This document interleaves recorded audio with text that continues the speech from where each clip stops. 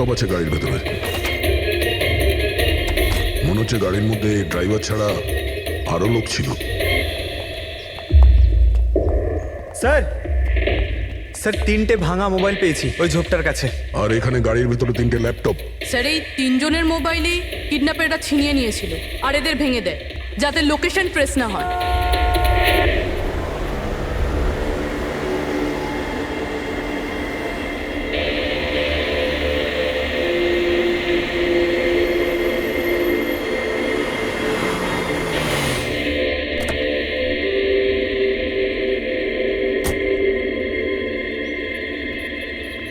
Excuse me, আপনি আগে আমি বিক্রান্ত, আর কে ওয়েবস কোম্পানির সিইও, আর ইনি হচ্ছেন আমাদের chief functional officer Malini. Hello sir. কে কে ছিল এই গাড়িতে আপনি জানেন? অভয়, মুরলী আর সঞ্জীব, ওই 3 জন আমাদের টপ এক্সিকিউটিভ ছিলেন। আমাদের অফিসের কাজে সড়কপুর গেছিলেন। দেখুন, আমাদের মনে হচ্ছে যে এই 3 জনকে অপহরণ করা হয়েছে। ও মাই গড। আপনার কিছু ধারণা আছে যে এই কিডন্যাপিং কে করতে পারে? কারোর উপর সন্দেহ আছে আপনাদের? কোম্পানির কি কারোর সাথে কোনো বিবাদ বা ঝগড়া? ম্যাম, সড়কপুর গ্রামের লোকেদের সাথে তো অনেক দিন ধরেই ঝামেলা চলছে, কিন্তু ঝামেলা ঝঞ্ঝাট এসব তো হতেই থাকতো, কিন্তু এত বড় ঘটনা ঘটে যাবে এটা আমরা আশা করিনি। ঠিক আছে, অপহরণ যখন হয়েছে মুক্তিপণের জন্য ফোন নিশ্চয়ই আসবে। যদি আপনাদের কাছে কোনো ফোন আসে আমাদের অবশ্যই ইনফর্ম করবেন। Sure sir. তাছাড়া খুনি তো এখানে কোনো প্রমাণও ফেলে যায়নি, আর কেউ কিছু জানেও না। যতক্ষণ না ওরা কল করবে আমরা কিচ্ছু করতে পারবো না। পঙ্কজ, বডিটাকে ফরেন্সিক ল্যাবে পাঠিয়ে দাও। মেসেজ আছে। কিডন্যাপারদের ব্যাপারে জানতে হলে এই লিঙ্কে চেক করুন। অনেক হলো ইঁদুর বিড়ালের খেলা, এবার বাস। আমাদের জমি, আমাদের মাতৃভূমিকে বন্ধা করার যে অপরাধ আর কে ওয়েবস করেছে, ওর ক্ষতিপূরণ করতে হবে 50 কোটির হিরে। তোমাদের কাছে 2 দিন আছে, 2 দিন। যদি একটু চালাকি করো না। স্যার, এ তো ওকে মেরেই ফেললো। স্যার স্যার এই ভিডিওটা ওরা টিভিতে দেখাচ্ছে। কিন্তু এই ফুটেজ চ্যানেলের লোকেরা পেলো কোথা থেকে? এরকম ধরনের ফুটেজ আপনারা ন্যাশনাল টিভিতে দেখাচ্ছেন? হ্যাঁ, আরে আপনাদের কোনো মানবিকতা বিবেক বলে কিচ্ছু নেই নাকি? হ্যাঁ, অন্তত জনসাধারণের প্রতি দায়িত্বটা বোঝা উচিত ছিল। কিন্তু স্যার, সাধারণ লোকের কাছে খবর পৌঁছে দেওয়াটাও তো আমাদের দায়িত্ব। ব্যাস ব্যাস, এই দায়িত্বের কথা আপনারা বলবেন না, বুঝেছেন? এই দায়িত্ব পালন করতে গিয়েই তো আপনারা ভুলে যান একজনকে খুন করা হচ্ছে আর আপনারা তার ভিডিও দেখাচ্ছেন, কিন্তু এটা ভেবে দেখছেন না যে ওর মা বাবার কি অবস্থা হবে, ওর স্ত্রীর কি অবস্থা হতে পারে, আর ওর বাচ্চাদের কি অবস্থা হতে পারে। কোনোদিন ভেবেছেন না? ব্যাস, চ্যানেলের টিআরপি বাড়াও, তাহলে আরো টাকা আসবে। স্যার, এতটা ভাবিনি। যখনই ফুটেজ পেয়েছি আমরা। কোথায় পেয়েছো ফুটেজ? কোথা থেকে পেয়েছো ফুটেজটা? স্যার, ওই ফুটেজটা আমি পেয়েছিলাম। কোথা থেকে? কেউ দিয়েছিল আমাকে। কে দিয়েছিল? স্যার, ওটা তো আমি জানি না। তার মানে 2 ঘন্টা আগে আমার একটা আননোন নাম্বার থেকে ফোন এলো।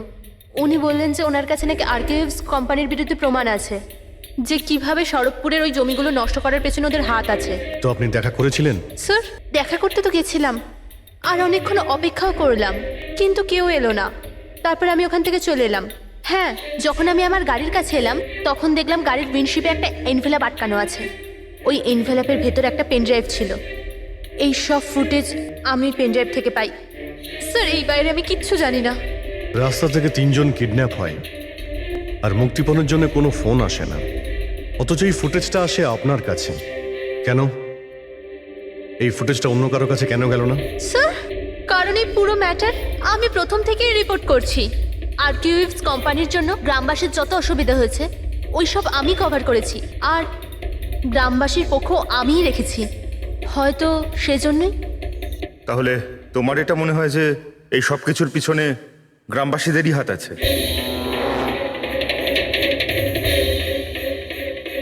জানি না স্যার, এই ম্যাটার 2-3 বছর ধরে চলছে। গ্রামবাসী প্রোটেস্টও করেছিল, হুমকিও দিয়েছিল, এমনকি পাথরও ছুঁড়েছিল, কিন্তু গ্রামবাসী সত্যি সত্যি এরকম কিছু করতে পারে এই বিষয়ে আমার কোনো আইডিয়া নেই। আমরা ঠিক খুঁজে বের করব, ঠিক খুঁজে বের করব এর পেছনে কে আছে। কাউকে আমরা ছাড়বো না।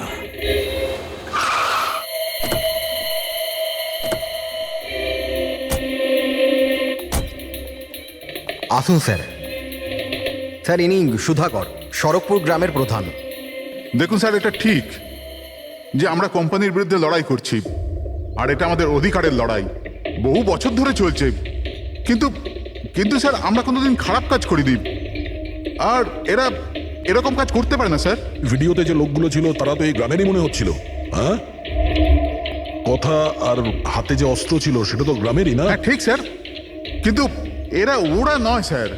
আমি দাবি করে বলছি স্যার যে কেউ জেনে বুঝে আমাদের গ্রামের লোকদের ফাঁসাতে চাইছে।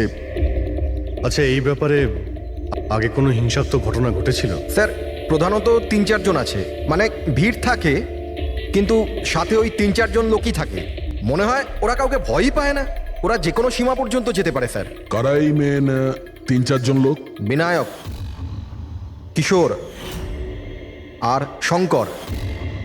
বন্ধ করো, বন্ধ করো, বন্ধ করো, বন্ধ করো, এই অত্যাচার সহ্য করব না। সইব না, সইব না। এই ফ্যাক্টরি আমরা চলতে দেব না। এরাই প্রধান 3 জন। আমরা অনেকবার এদের গ্রেপ্তার করেছি, ওয়ার্নিংও দিয়েছি, কিন্তু কোনো প্রভাব পড়েনি। প্রভাব কি করে পড়বে স্যার? এই কোম্পানির লোকেরা এদের সবকিছু বরবাদ করে দিয়েছে। এরা খারাপ লোক নয় স্যার, আমি জানি তো এদেরকে। এদের সঙ্গে কি হয়েছিল? স্যার, বিনয় লাখ টাকার উপরে ধার নিয়েছিল, কিন্তু ধার মেটাতে পারেনি। মেটাবেই বা কি করে স্যার? ওর জমি, এই ফ্যাক্টরি থেকে বেরোনো কেমিক্যাল আর বর্জ্য পদার্থে জমি পুরো বন্ধা হয়ে গিয়েছিল। জমি বিক্রি করে দিতে চাইছিল, কিন্তু জমি কেনবার জন্য কেউ আসেনি।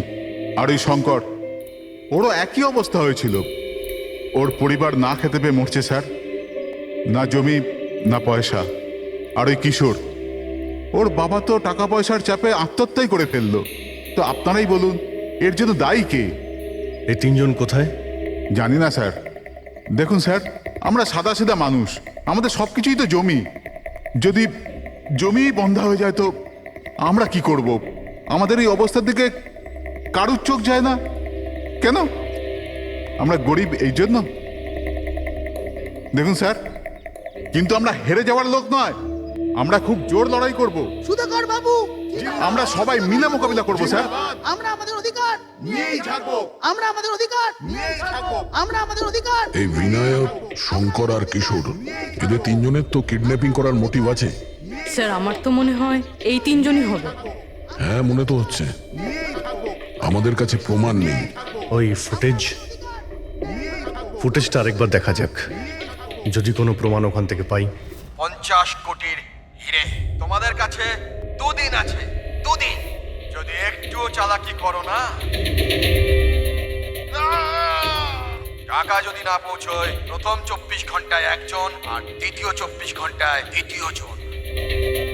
না স্যার, এরা তো অনেক বেশি চালাক। এই ভিডিওটা এমনভাবে শ্যুট করেছে যাতে লোকেশন বা অন্য কোনো জিনিসের ব্যাপারেই কিচ্ছু জানা যাচ্ছে না। স্যার, ভিডিও সামনের দিকে কিছু হালকা মতন দেখা যাচ্ছে। হতে পারে কোনো কাজের।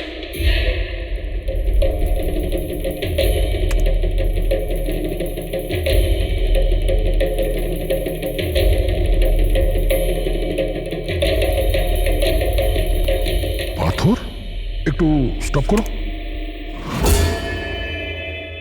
জুম করো।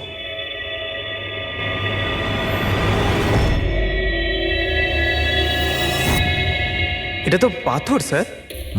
এ তো বেশ বড় পাথর, কোনো পাহাড়ের স্যার এটা। কিন্তু আমার এটা কোনো গুহা বলে মনে হচ্ছে, বা কোনো পোড়ো বাড়ি হয় না? পুরবি চেক করে দেখো তো এই গ্রামের আশেপাশে কোনো গুহা বা পুরনো বাড়ি আছে কিনা। গুহা তো অনেকগুলোই আছে, কিন্তু সবগুলো চেক করতে গেলে তো অনেকটা সময় লেগে যাবে। কিন্তু আমাদের কাছে সময়ই তো নেই, শুধু 8 ঘন্টা পড়ে আছে। আর এই 8 ঘন্টার মধ্যে যদি কিছু করতে না পারি, তাহলে আরো একটা প্রাণ চলে যাবে, আরো একটা খুন হবে। 1 মিনিট, এই পুরবি একটু আরেকবার রিওয়াইন্ড করো তো। হ্যাঁ, এবার প্লে করো, কিন্তু ব্যাকগ্রাউন্ডের শব্দটা বাড়িয়ে দাও, বাকি আওয়াজগুলো বন্ধ করে দাও। টাকা যদি না পৌঁছয়, প্রথম 24 ঘন্টায় একজন আর দ্বিতীয় 24 ঘন্টায় দ্বিতীয় জন। জল, মনে হচ্ছে জলের শব্দ। দেখো তো আশেপাশে কোনো ঝর্ণা বা নদী আছে কিনা।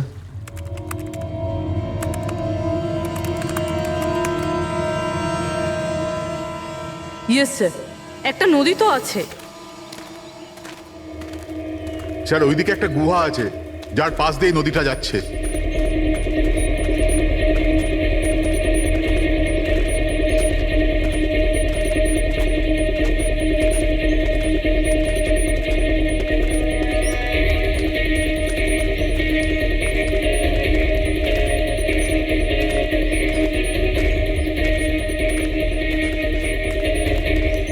স্যার ওই যে গুহা, ওই দেখুন। ঠিক আছে, আপনারা এখানেই দাঁড়ান।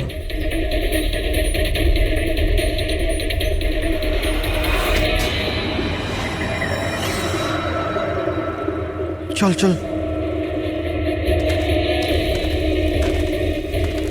এখানে তো খুবই অন্ধকার।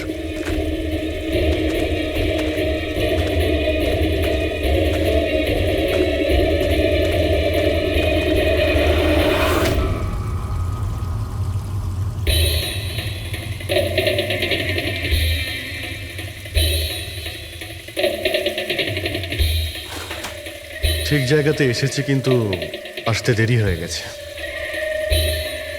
মনে হচ্ছে গ্রামবাসীদের জানিয়ে আমরা ভুল করেছি। এদের মধ্যে কেউ খবর দিয়ে দিয়েছে। কিন্তু এই অভয় যাকে মারলো তার লাশটা কোথায়?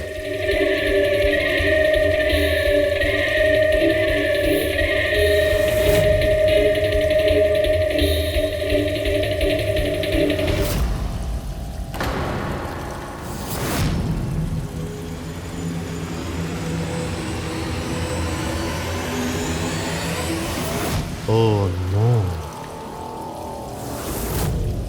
অভয় এ তো মারা গেছে।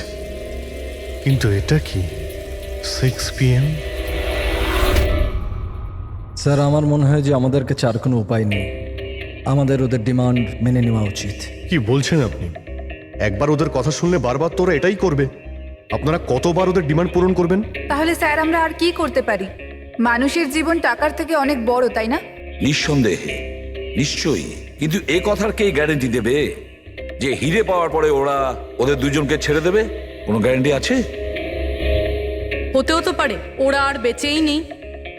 হতেই তো পারে ওই লোকেরা ওদের আগেই মেরে দিয়েছে। কারণ কিডন্যাপিং এর কেসে বরাবরই এরকম হয়। দেখুন, ওরা বেশি দিন লুকিয়ে থাকতে পারবে না। গতবার তো ওদের কাছে আমরা পৌঁছেই গিয়েছিলাম, ব্যাস একটু দেরি হয়ে গিয়েছিল। স্যার, কিন্তু এই কথা কি গ্যারেন্টি আছে যে এইবার দেরি হবে না? যারা কিডন্যাপ হয়েছে তারা আমাদের সাথে কাজ করতো। তাদের ফ্যামিলিজকে আমরা কি জবাব দেব যে আমরা মেনে নিয়েছি ওরা মারা গেছে, তাই আমরা পয়সা দিতে চাইছি না? এনার পরিচয়? স্যার এ হলো প্রীতি, আমাদের কোম্পানির পিআর হেড। স্যার, আপনি বলুন যে কোম্পানির এমপ্লয়িজরা কোম্পানির দায়িত্ব নয়? ওরা কোম্পানির কাজে গেছিল, সেখানে গিয়ে ওরা সমস্যায় পড়েছে। আর যদি ওদের কিছু হয়ে যায় তাহলে স্যার আমরা ওদের কি জবাব দেব? হ্যাঁ স্যার, আর ওই ভিডিওটার জন্য আমাদের কোম্পানির কত বদনাম হয়ে যাচ্ছে। আমাদের কোম্পানির শেয়ারসের দাম পড়ে যাচ্ছে। আর এই সময় যদি আমরা টাকার দিকটাই দেখি, তাহলে না আমরা ওদের জীবন বাঁচাতে পারবো, না এই কোম্পানিকে। I think she is right sir. এবার আপনি ঠিক করুন আপনি কি করবেন। আমার মনে হচ্ছে তোমরা দুজনে ঠিক কথাই বলছো। আমাদের হাতে আর কোনো অপশন নেই, আমরা ওদের হিরেটা দিয়েই দিই। কারণ আমি আমার এমপ্লয়ীদের জীবন নিয়ে ছিনিমিনি খেলতে পারি না। Please sir. সীমা তাড়াতাড়ি, স্যার আপনার জন্য অপেক্ষা করছেন। Sorry sir, we are late. Interview শুরু করি? লেটস ডু ইট, আমাদের হাতে সময় বেশি নেই। চলো। আরকেওয়েভস কোম্পানির সিইও মিস্টার বিক্রম খুবই ইম্পর্টেন্ট অ্যানাউন্সমেন্ট করতে চলেছে। আসুন ওনার সাথে কথা বলি। মিস্টার বিক্রম, আপনি এত আর্জেন্টলি কেন ডাকলেন? আমরা কিডন্যাপার্সদের সমস্ত ডিমান্ড মেনে নিচ্ছি। শুধু ওদের কাছে আমাদের একটাই রিকোয়েস্ট, ও আমাদের এমপ্লয়িজদের কোনো অসুবিধা যেন না করে, ওদের কোনো রকমের কোনো ক্ষতি যেন না করে। Please, it's a request. দেখুন স্ক্রিনে যে নাম্বারটা ফ্ল্যাশ করছে, সেই নাম্বারে কিডন্যাপার্সরা আমার সাথে যোগাযোগ করে হিরে কখন কিভাবে দিতে হবে সেটা আমাদের বলতে পারে। But again I would like to request one thing, please don't harm my employees. Thank you so much. Thank you. এক্ষুনি আপনারা আজকে ওয়েবস কোম্পানির সিও মিস্টার বিক্রমের কথা শুনলেন। উনি কিডন্যাপারদের ডিমান্ড মেনে নিয়েছেন। উনি কিডন্যাপারদের আপিল করেছেন যেন ওনার লোকেদের ছেড়ে দেওয়া হয়। আর এদিকে সিআইডি এই আশঙ্কা করছেন যে কিডন্যাপার তা ওদের লোকেদের আগেই মেরে দিয়েছে। এই খবরের আপডেটের জন্য সঙ্গে থাকুন আমাদের সাথে। চলুন স্যার।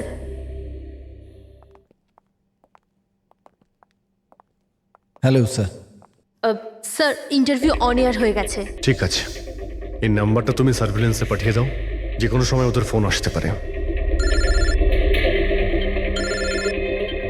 হ্যালো, আমি কিডন্যাপার বলছি। কিডন্যাপার?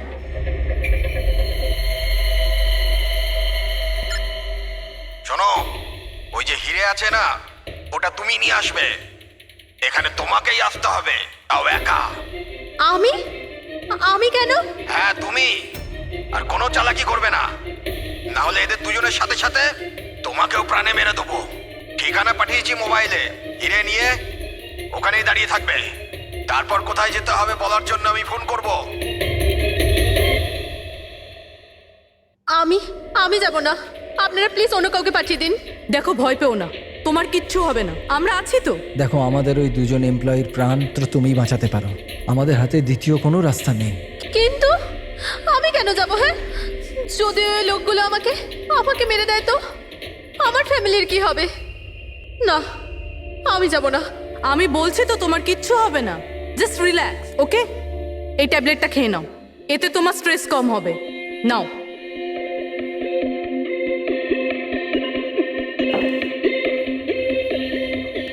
দেখো সীমা, আমরা তোমাকে একা পাঠাচ্ছি না, আমরা আশেপাশেই থাকবো। তোমার সঙ্গে ট্র্যাকিং ডিভাইস থাকবে, তুমি যেখানেই যাবে আমরা জানতে পেরে যাব। না স্যার, আপনারা কি শুনেননি ওরা কি বলেছিল? যদি আমি কোনো চালাকি করার চেষ্টা করি তো ওরা আমাকে মেরে ফেলবে। স্যার, ও একদম ঠিক কথা বলছে। এও মারা যাবে আর ওর সঙ্গে আমার দুজন এমপ্লয়িও মারা যাবে। স্যার, ওরা যে ডিমান্ড করছে আমাদের মেনে নেওয়া উচিত। আমাদের হাতে আর অন্য অপশন নেই স্যার। আমি অন্তত কাউকে মরতে দেখতে পারি না। আপনারা খুব বড় ভুল করছেন।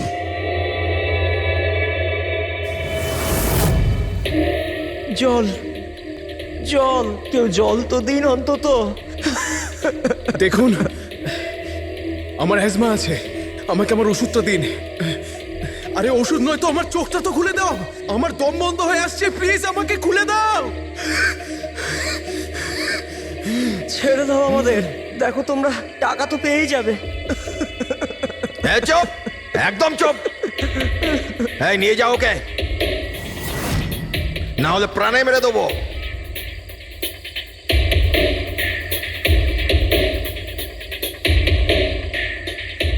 জল খাবি না? জল চাই, এনে। আরে কেউ আমাকে ওষুধ তো দাও।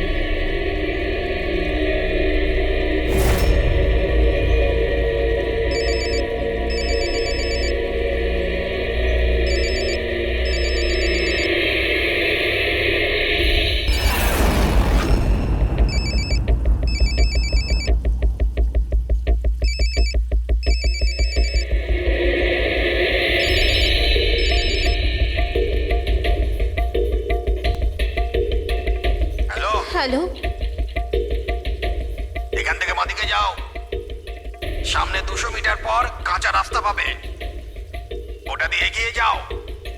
শেষে গিয়ে একটা নদী পাবে, ওটাকে পার করে ওখানেই দাঁড়িয়ে যাও। আর হ্যাঁ, ফোন সাথেই রাখবে, আবার কল করব আমি।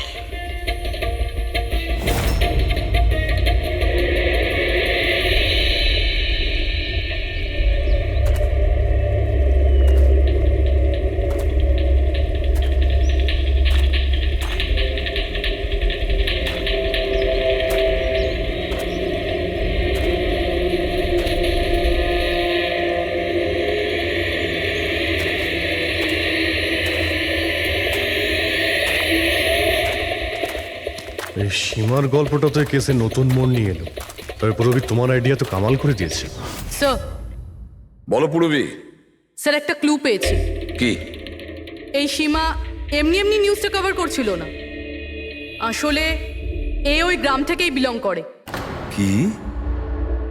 হ্যাঁ স্যার, পড়াশোনা শেষ করার পর এ শহরে চলে আসে, কিন্তু এর পরিবার এখনো ওই গ্রামেই আছে। আর এই ফ্যাক্টরির জন্যই ওদের অনেক লোকসান হয়েছে। কিন্তু সীমা তো এই কথাটা আমাদের বলেনি। হ্যাঁ স্যার, এরকম তো কোনো কথাই বলেনিও। সেটাই তো। তার মানে স্যার এই সীমারও তো মোটিভ ছিল এইসব ঘটনায় জড়িত হওয়ার জন্য। হ্যাঁ, হতেই পারে। ওই পেন ড্রাইভটা ওই পেয়েছিল, ওই কিডন্যাপাররা ফোন কলে ওকেই করেছিল। হ্যাঁ স্যার, আর কিডন্যাপাররাও হিরে পৌঁছানোর জন্য ওকেই বেছে নিয়েছিল। ওই সীমাকে কোথাও একা যেতে দেওয়া যাবে না, ওর ওপর কড়া নজর রাখতে হবে, এমন ভাবে যাতে ও কোনো মতেই বুঝতে না পারে, ও যেন কোনোভাবে জানতে না পারে। আর না ওই কিডন্যাপারদের। হ্যাঁ,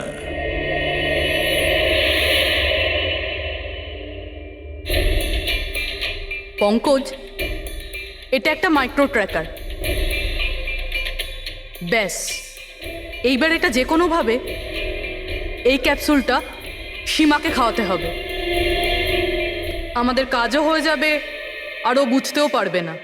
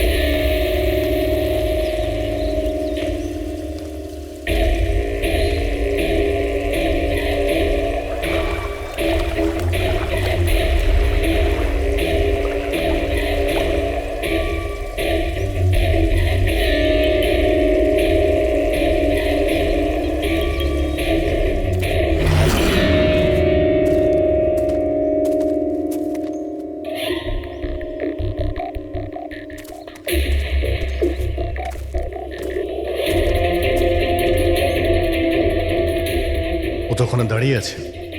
অ্যালার্ট থাকো সবাই, যখন তখন আসতে পারে ওরা।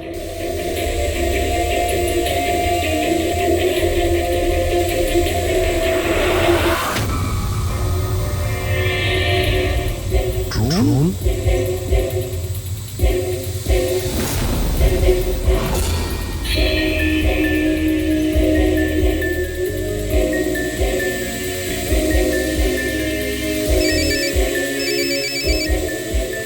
হ্যালো, একটা কাজ করো, তোমার হাতে যে হিরের পাউচটা আছে ওটা ড্রোনে বেঁধে দাও।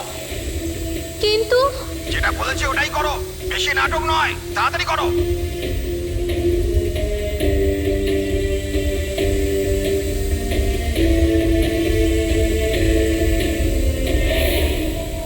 হিরে তো ড্রোনে বেঁধে দিচ্ছে।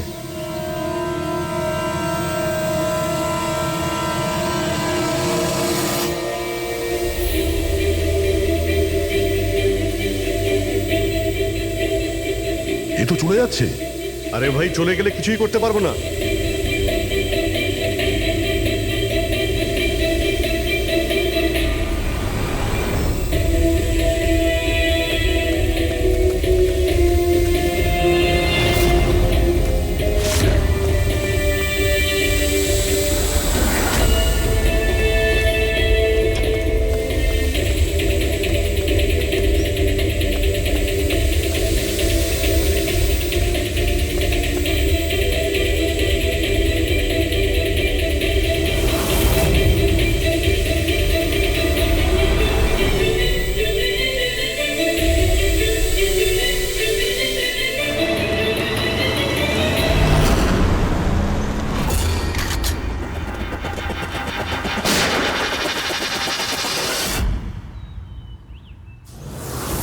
শিট। স্যার এবার তো হিরেও ওদের কাছে আছে। স্যার এদিক থেকে কোনো আওয়াজ আসছে। স্যার এবার তো হিরেও ওদের কাছে আছে। স্যার এদিক থেকে কোনো আওয়াজ আসছে। স্যার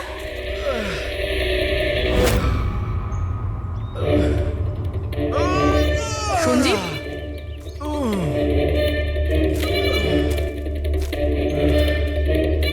ও নো, মুরলি?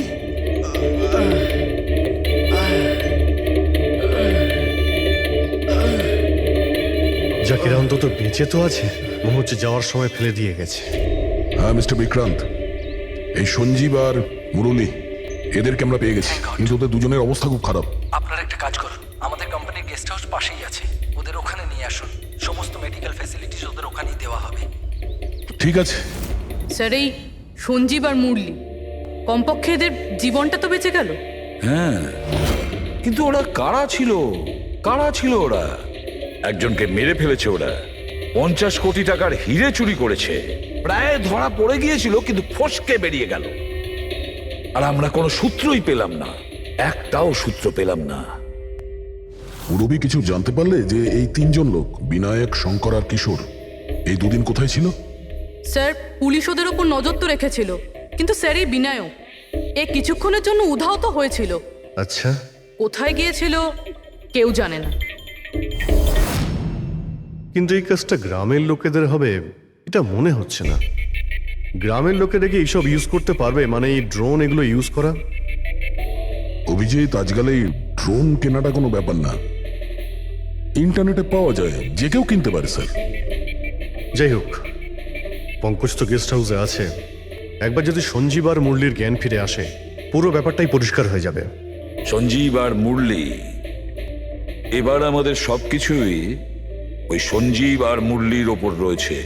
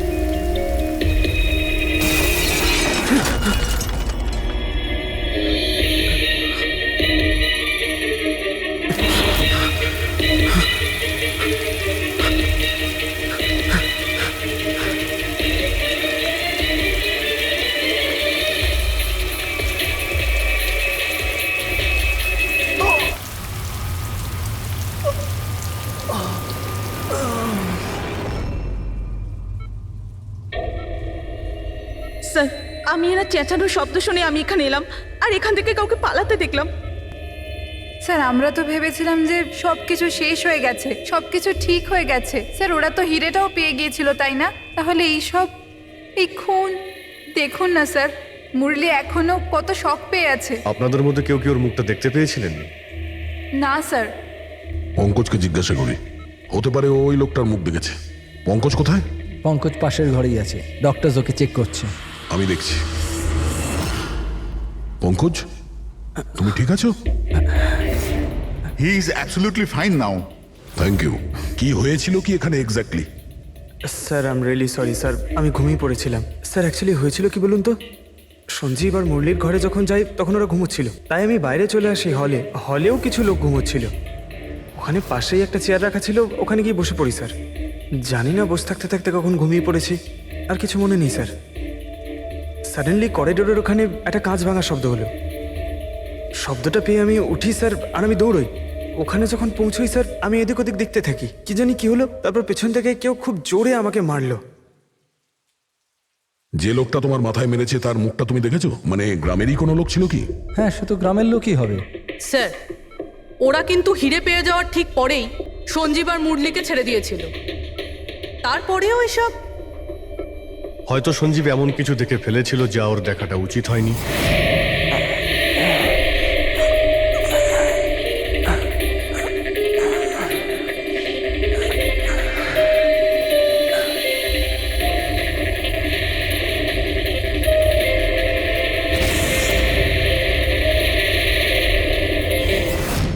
ওদের বিপদ হতে পারতো, সেই জন্যে। স্যার, সঞ্জীব যদি এরকম কিছু দেখেই ফেলে, তাহলে সঞ্জীবকে আগেই কেন মেরে ফেললো না? তখন মারতে পারেনি বলেই তো এখন মেরে গেল।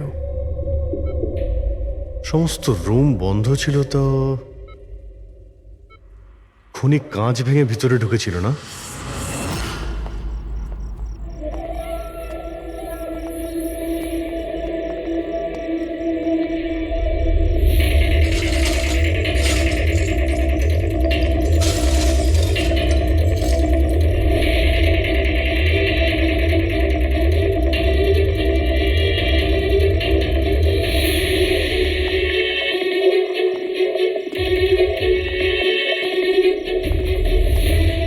এখন কেমন আছো?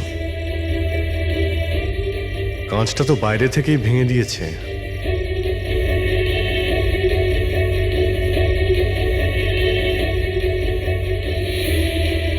দয়া, দেখতে পাচ্ছ?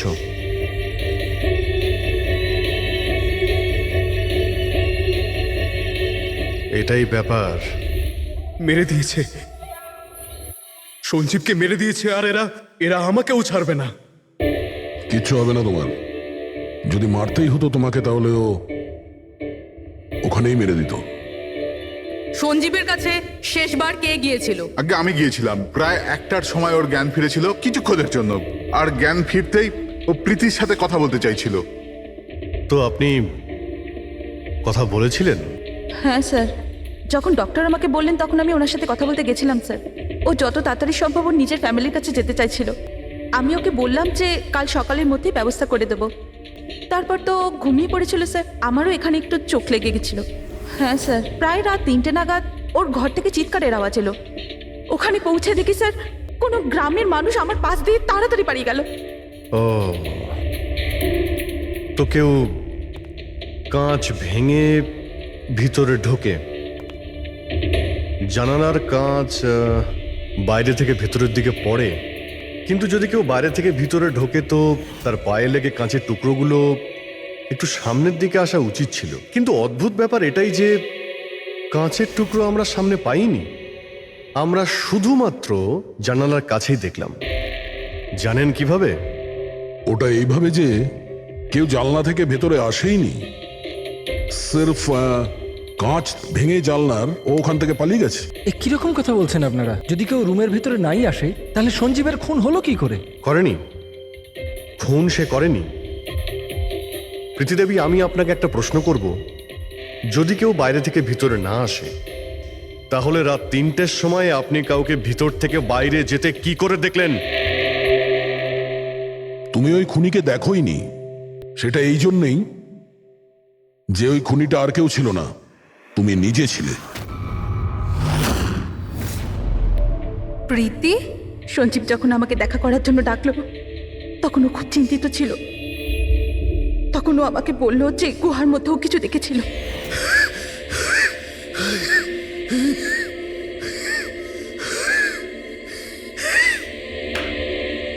আরে কেউ জল তো খাওয়াও।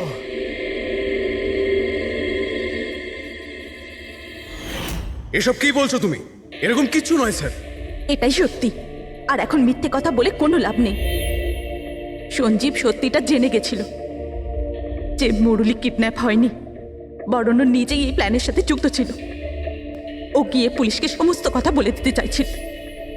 আমি ওকে বললাম আমরা কাল সকালে গিয়ে মিডিয়া আর পুলিশকে সব কিছু বলে দেবো। আর ও গিয়ে শুয়ে পড়লো। ও বেচারি জানতোই না যে ওই মুরলির সাথে তুমিও এই ঘটনায় যুক্ত ছিলে। স্যার আমাদের প্ল্যান একদম পারফেক্ট ছিল। 50 কোটি টাকার হিরে আমাদের পকেটে ছিল, আর কেউ কিছু জানতও না। কিন্তু সঞ্জীব শেষ মুহূর্তে সবকিছু বিগড়ে দিতে চাইছিল। তাহলে আমি কি করতাম স্যার? এই জন্য যাদের দিয়ে আমি কিডন্যাপিং এর নাটক করিয়েছিলাম, ওদের মধ্যে একজনকে আমি আবার ডেকে পাঠিয়েছিলাম, আর ওকেই বলেছিলাম জানলার কাজটা বাইরে থেকে ভেঙে দিতে, যেটা দেখে মনে হয় যে গ্রামের লোকেরা বাইরে থেকে এসে ভেঙেছে।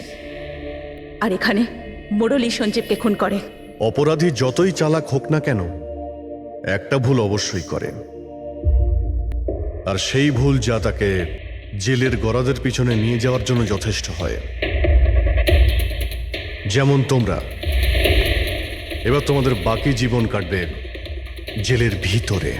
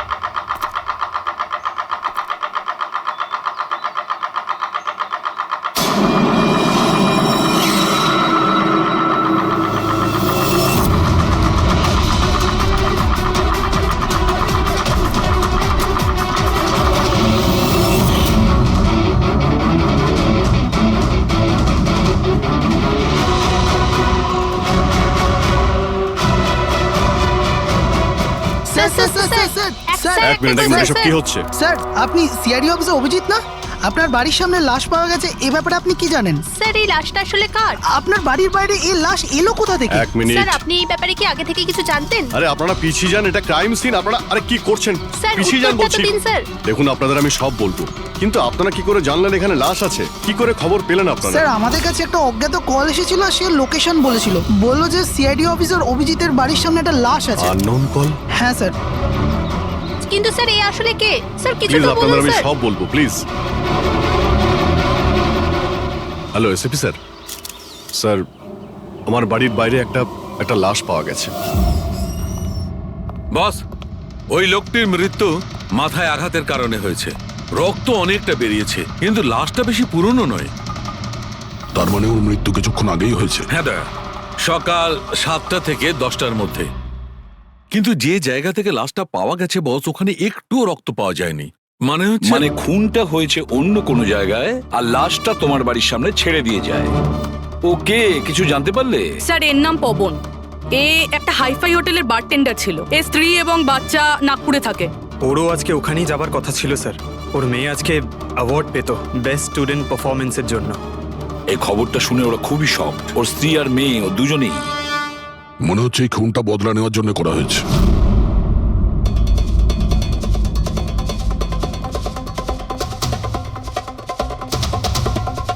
এই